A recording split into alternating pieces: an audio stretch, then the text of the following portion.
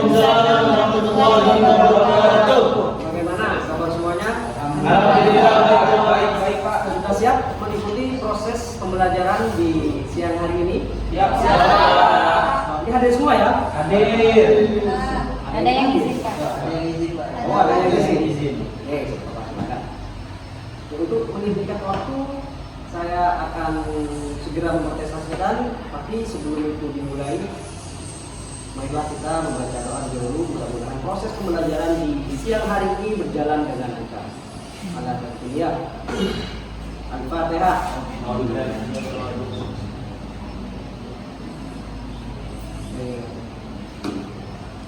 Perlu diketahui kepada mahasiswa sekalian, untuk metode proses pembelajaran di siang hari ini adalah saya akan berikan melalui ceramah, tanya jawab dan diskusi.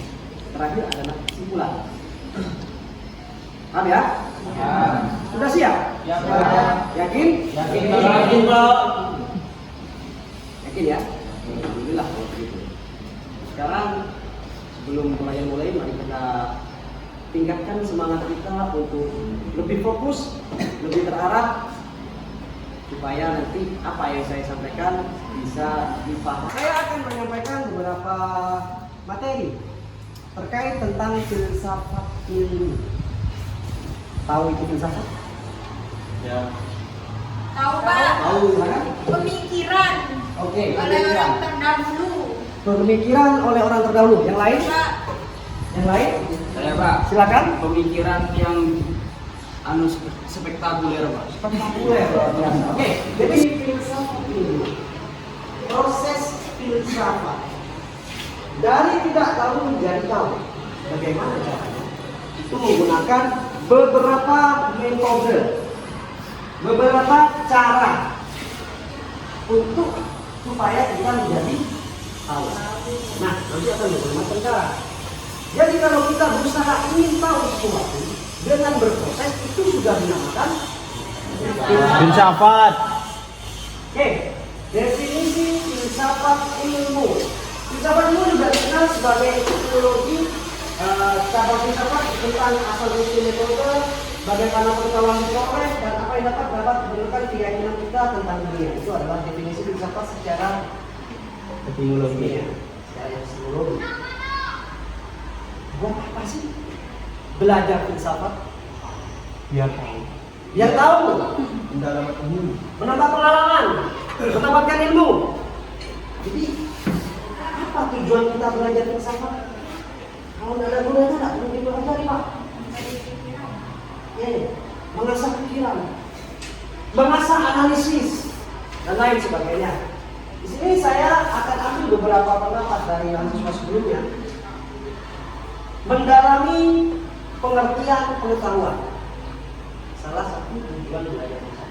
Dengan belajar filsafat ini, otomatis kita akan mencari tahu. Dari proses untuk mencari tahu inilah kita akan semakin mengerti tentang pengetahuan dan prosesnya.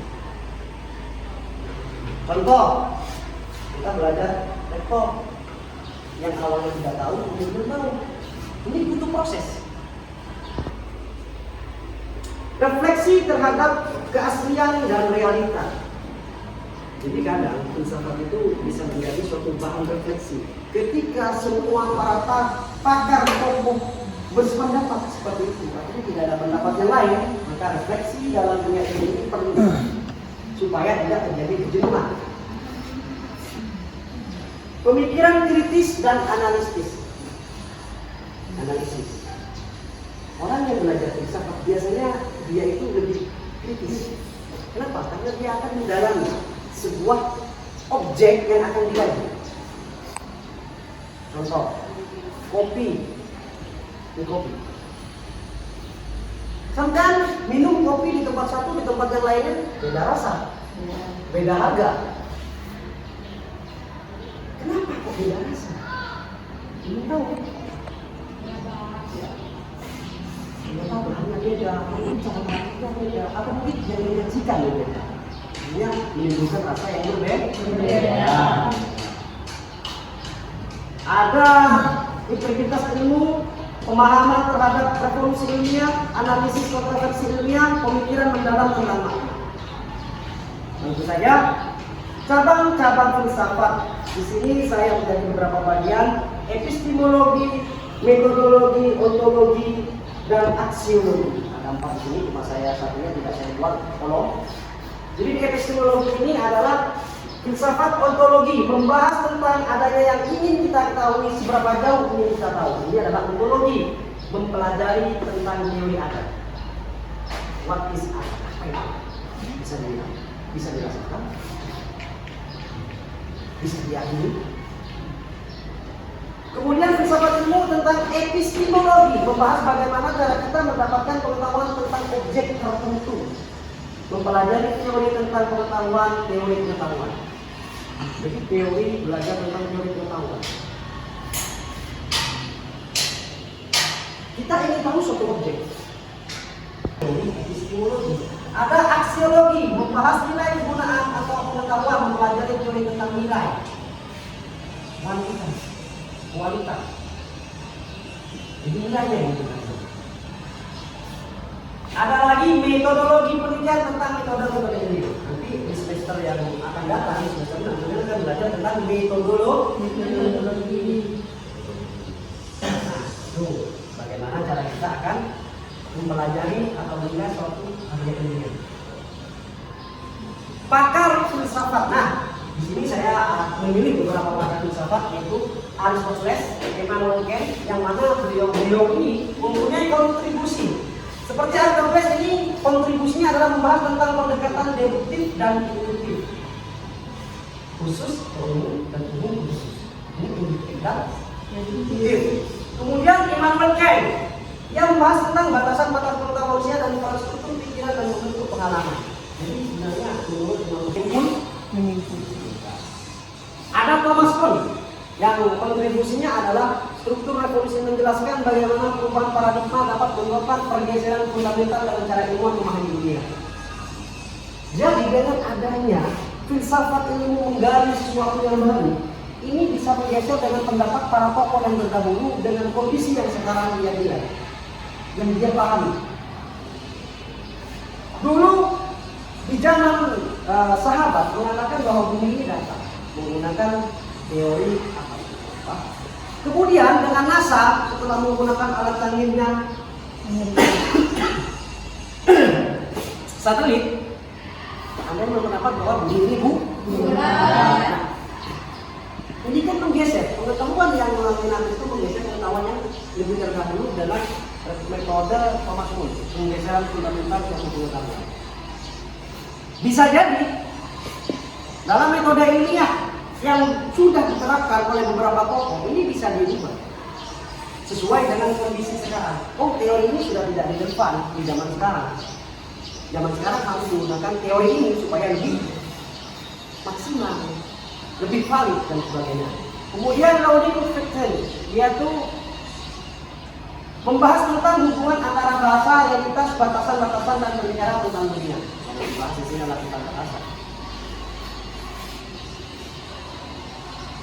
Ada lagi Paul Friedrich, yaitu bahwa satu metode ilmiah yang benar dan menganggap penting untuk contoh alat potong. Ada macam-macam alat potong. Ada pisau, silet, celurit, gergaji. Nah, ini kan alat semua. Nah, tergantung objek apa yang akan kita potong. Begitu. Ini menurut Paul Friedrich. Kalau mau potong kayu jangan pakai gunting, tapi pakai gergaji. Metodenya menggunakan gergaji. Kalau potong rambut ya jangan pakai gergaji, pakai gunting. Ini metodenya dengan gunting. Jadi dia berpendapat tidak ada satupun metode penelitian yang paling benar. Itu tergantung objek yang akan kita kaji. Bagian kontribusinya adalah menjelaskan pentingnya mempertimbangkan faktor sosial, budaya, dan gender dalam memproduksi pengetahuan dunia. Jadi, menurut Paul ini adalah faktor budaya, gender ini tidak boleh dipisahkan. Semua akan bersama. Jadi tidak ada yang lebih unggul atau lebihnya selama mereka mendapat seperti itu. Paradigma ilmiah, keyakinan bersama. Apa solusinya? Keyakinan bersama. bahwasanya penelitian ini adalah bagaimana cara yang proses ini paradigma dalam kebersamaan. Metode penelitian, konsep dan istilah, pembatasan dan batasan, inovasi dan renovasi. Jadi para tokoh pendapat, para tokoh filsafat itu memang mereka berbeda-beda pendapat, tapi tidak saling menjatuhkan. Why? Kenapa? Karena mungkin mereka saling menghargai oleh pendapat satu dengan yang lain. Artinya toleransi, saling menghargai dalam berpendapat. Tidak ada yang ini loh yang paling benar, ini salah, ini yang menang, ini yang kalah. Tidak ada seperti itu. Kita saling menghargai. Nah, nanti diskusi yang akan saya sampaikan di sini adalah saling menghargai. Kalau kita tidak cocok dengan pendapat teman yang lain, ya sudah, jangan menganggap pendapat saya tidak cocok. Bisa saja literatur yang mereka baca itu beda. Dalam Islam pun mazhab ada 4, ya kan? Berbeda pendapat, tapi saling menghargai. Begitu juga mungkin para tokoh gitu. Fisikal dan kemajuan ilmiah, seleksi teori yang lebih baik. Apa sih kemajuan ilmiah dengan filsafat? Ini terjadi di saya adalah realisme dan anti-realisme, realisme dan realisme, objektivitas ilmiah, hubungan antara teori dan data kan nggak sih? Teorinya ini datanya ini kan nggak sih? Ini otomatis. Induksi dan deduksi, metodenya saya sudah. Subjeknya dalam pengetahuan, nilai dalam ilmu pengetahuan, struktur teori ilmiah, etika, penelitian teknik terhadap metode ilmiah. Kan yang jamnya kalau ada para mikir sekarang, apalagi sekarang menunjukkan beda. Etika dalam penelitian, jadi dalam penelitian ilmiah kita juga membutuhkan sebuah etika. Perlindungan subjek penelitian, apa yang akan kita lakukan? Kita lakukan jaga rahasia. Kejujuran dan integritas, tampilkan data apa adanya, hasil apa adanya. Transparansi dan reproduksivitas. Jadi di sini konflik kepentingan. Jadi tolong ditinggalkan dulu ya. Etika dalam penelitian ini. Oh, karena ini orang dekat. Oh, karena ini apa yang objek sekarang ini adalah musuh saya. Jadi hasilnya harus jangan bagus. Itu harus transparansi. Konflik kepentingan jangan dipakai dalam sebuah penelitian. Hasilnya malah bagus. Hak kekayaan intelektual, hakim. Kalau itu memang bukan karya kita, ya kita hormati, jangan kita adopsi, jangan kita modifikasi dan pilih, jangan. Ya. Kejahatan yang paling bahaya dalam dunia pendidikan adalah melanggar hak ciptaan. Dampak sosial dan moral, komunikasi dan publikasi, kolaborasi dan pengakuan. Filsafat dalam kehidupan sehari-hari. Filsafat ini dalam kehidupan sehari-hari apa sebenarnya? Bisa berpikir lebih kritis. Filsafat ilmu mengajarkan kita tentang pengetahuan dan bagaimana proses untuk menjadi tahu dengan prosedur dan langkah-langkah yang baik, tepat dan mudah. Ini cukup sekian untuk materi yang akan saya sampaikan di seminar ini. Kita akan melakukan metode diskusi. Kita akan menggunakan metode Lex and Lex. Tadi di sana sudah saya jelaskan ada beberapa tokoh pakar filsafat ini, mana yang sampai paling sukai dan mana yang tidak disukai. Sesuai dengan pendapat saya. Nanti saya ulang lagi, kembali lagi di awal. Di sini ada tolong nanti dilihat. Nah ya. Pakar filsafat, kalau dibaca, catat dalam HP-nya dan kertasnya. Tokoh siapa yang sampean anggap ini cocok dengan pemikiran? Sudah selanjutnya, Pak. Atau tokoh siapa ini saya kurang sependapat. Wah, kenapa? Di sini ada beberapa mahasiswa, kita bagi menjadi 3 kelompok. Silakan kelompok pertama sebelah sini akan ada 4 orang. Kelompok di sini sambil tinggal ke depan, ya.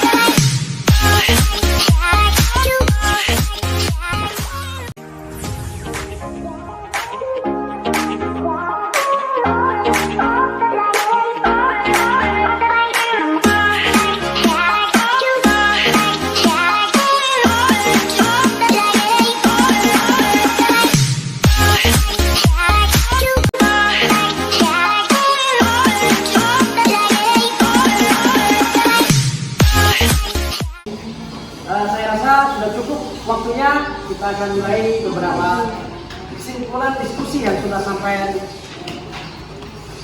diskusikan dengan kelompok mengenai pendapat mana sih yang paling sampai sepakati dan pendapat mana yang tidak disepakati.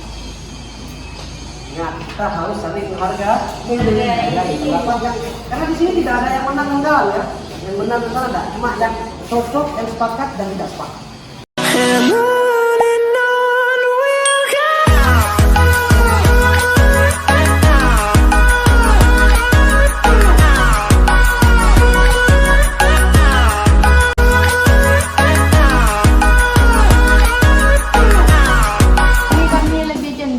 Pada pendapat Paul Verbraet, yang mana di situ kan mengambil pendapat yang bahwasannya semua gagasan itu benar, tidak ada yang paling benar Pak, tergantung objeknya.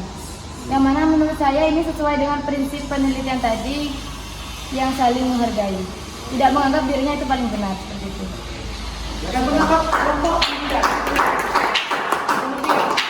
Jadi kesimpulan dari pertemuan hari ini adalah saya membantu sedikit menyimpulkan bahwasanya memang kita ini dalam suatu pengetahuan berbagai macam pikiran, berbagai macam metode, berbagai macam objek, akhirnya kadang apa yang dihasilkan dari sebuah penelitian itu ya tidak disukai dan disukai. Jadi perbedaan pendapat ini yang tidak harus membuat atau menjadikan kita berselisih pendapat, apalagi bermusuhan. Ini adalah suatu pengetahuan yang baru yang tidak kita sukai, dan alasannya kenapa?